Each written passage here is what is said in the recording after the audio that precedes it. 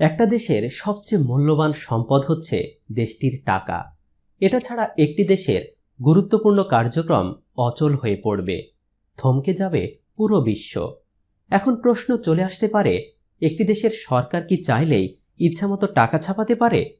কৌতুক জায়গাটা অস্বাভাবিক নয় যে সরকার কেন টাকা ছাপিয়ে দেশের মানুষের হাতে হাতে দিয়ে দিচ্ছে না, বা দেশের অর্থনৈতিক কার্যক্রমগুলো আরও সচল করছে না। কিন্তু প্রশ্ন হলো, মন চাইলেই কি এত এত টাকা তৈরি করা সম্ভব? যদি সম্ভব হয় তাহলে কেন ইচ্ছে মতো টাকা ছাপানো হয় না? এর পেছনে রহস্যই বা কি? চলুন জেনে নেওয়া যাক সবকিছু। একটি দেশের টাকা তৈরির দায়িত্ব সেই দেশের কেন্দ্রীয় ব্যাংকের। এক্ষেত্রে বাংলাদেশের কেন্দ্রীয় ব্যাংক হল বাংলাদেশ ব্যাংক। বাংলাদেশ ব্যাংকের তত্ত্বাবধানে the security printing corporation Bangladesh limited টাকা ছাপিয়ে থাকে। তাহলে বাংলাদেশ ব্যাংক চাইলে কি বেশি বেশি টাকা তৈরি করতে পারবে? অবশ্যই তা হওয়ার কথা নয়, কারণ একটি দেশের কেন্দ্রীয় ব্যাংক টাকা প্রিন্ট করে সেই দেশের অর্থনৈতিক অবস্থার উপর ভিত্তি করে। এর মাঝে আছে ওই দেশের মোট সম্পদের পরিমাণ, মোট চাহিদা, জনগণের মোট উপার্জন। প্রত্যেক দেশই খুব নিয়মতান্ত্রিকভাবে নিজেদের প্রয়োজন অনুসারে এই টাকা ছাপিয়ে থাকে। যদি সরকার ইচ্ছে মতো টাকা ছাপিয়ে জনগণের হাতে দিয়ে দেয় তাহলে কি হবে? চলুন একটা উদাহরণ জেনে নেওয়া যাক। যেহেতু মানুষের হাতে অনেক অর্থ থাকবে, তাই সবাই চাইবে তা দিয়ে নিজের প্রিয় জিনিসটি কিনে ফেলার। মনে করুন আপনার হাতে প্রচুর অর্থ সরকার দিয়ে দিল, তারপর সেই অর্থ দিয়ে আপনি একটি গাড়ি কিনবেন। ঠিক আপনার মতো অনেকেই সেই গাড়িটি কিনবে। যেহেতু গাড়িটির উৎপাদন সীমিত এবং অল্প সময়ের মধ্যে কোম্পানি আর উৎপাদন করতে পারবে না, তাই তারা অতিরিক্ত চাহিদা বিবেচনা করে গাড়ির মূল্য বাড়িয়ে দেবে।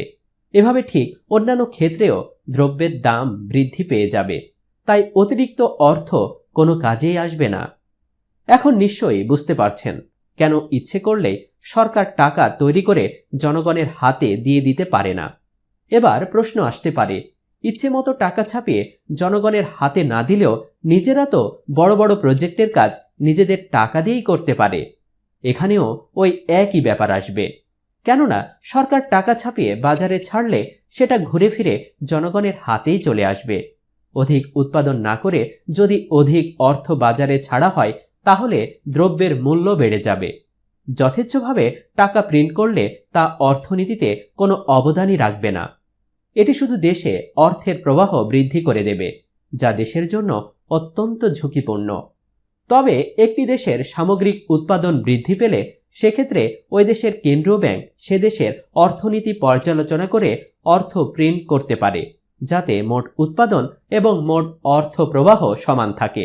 এতে প্রচুর গবেষণা আর সময় ব্যয়ের দরকার পড়ে।